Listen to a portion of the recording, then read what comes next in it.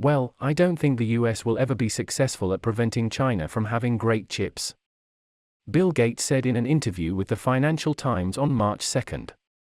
You know, we are going to force them to spend time and a bunch of money to make their own chips. Given that they're at scale to catch up fairly quickly, and I don't see how that's some gigantic benefit. The host Gideon Rachman continued to ask, so you think that the American effort, even if one agreed with its underlying thrust, is unlikely to succeed?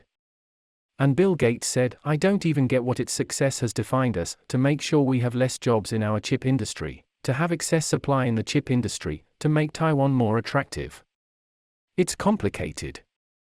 In fact, before this, Bill Gates also said that the US sanctions against Huawei are not restricting China's development, but are stimulating the transformation of Chinese enterprises, promoting China's technological development, and continuously making economic progress. In the future, China will make remarkable achievements in more fields and gradually improve its economic strength. Huawei announced its Q1, Q3 results of 2022, and the US move had a big impact on its global smartphone terminal business. Huawei's market share plummeted, with revenue down 25.4%. While Huawei is suffering, a second Huawei in China has emerged, which is the Chinese battery giant CATL, or Contemporary Amperex Technology Company Limited. It achieved a year-on-year growth of 232.47%. Well, everything seems to have verified the words of Bill Gates. So, how did CATL emerge unknowingly in the US-China tech war? Will it repeat Huawei's fate and be sanctioned by the US again in the future? Why is CATL considered the second Huawei in China? That and more is exactly what we are going to talk about. Please check out this video to know more.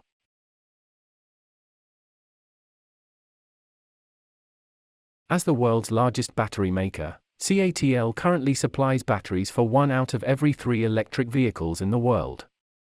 In the first half of 2022 alone, the sales performance of CATL reached 100 billion yuan. In addition, CATL's valuation has soared to 1.2 trillion yuan. Its control of the battery industry chain, especially mining projects in China, Congo, and Indonesia, gives it an edge in the industry. CATL has strong technical strength, strong influence, and high status in the international market, occupying nearly 35% of the market. The sales performance of the 3 battery companies in South Korea is not as good as that of the CATL. Many companies took a fancy to the high-quality battery products of CATL and chose to cooperate with this company. For example, it is a supplier to companies such as Tesla and Ford. In January 2022, it launched its battery swapping business called Evergo in China across 10 cities. The aim is to remove the need for electric cars to stop at recharging stations. Instead, drivers can rent battery packs from CATL and put them into the car when their other battery runs out. This takes a matter of minutes. Li Xiaoning, executive president of overseas commercial application at CATL, said that the company is also evaluating expansion of its battery swapping product into Europe. I would say this will start in China this year. We will step by step check the overseas footprint of Evergo, Li said. If CATL expands the business overseas, it could help foreign carmakers offer the battery swapping services to customers without having to build the expensive infrastructure themselves. In addition, CATL has also launched a product that can travel 1,000 kilometers on a single charge. Such advantages give it greater influence, pricing power, and voice in the industry. It has also pushed for long-term deals with clients of up to 5 years. Driven by a surge in sales, its Q3 revenue more than tripled and net profit more than doubled, despite rising raw material costs and supply chain obstacles. This is all thanks to the company's information procurement system, which can track changes in supply and demand of important raw materials in real time and make timely adjustments. Under the guidance of policies and financial subsidies, the Chinese market demand is strong. In the first 6 months of China's NEV sales soared by 115%, which also led to the rapid expansion of electric vehicle batteries. These all benefit CATL. At the same time, rapid overseas expansion has also contributed to the growth of performance. For example, it entered the South Korean market in June, and invested $7.5 billion to build a battery factory in Hungary in August. Due to climate reasons and national policy support, NEV sales are expected to continue to grow. Battery manufacturers led by CATL will certainly drive the growth of China's battery-related industries, and will also promote the rapid development of global NEVs.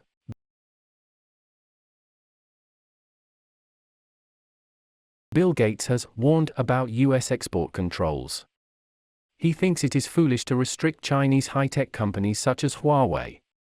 The result of this is to stimulate self-reliance in Chinese high-tech field, accelerate the pace of innovation, and continue to achieve self-sufficiency. The most important thing is that it will also help more Huawei to appear. CATL is the best response to the warning.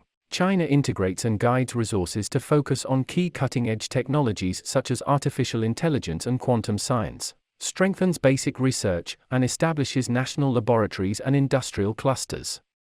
Concentrate superior resources to promote the accelerated development of China's high-tech industries and enterprises, such as the construction of the Guangdong-Hong Kong-Macau Greater Bay Area.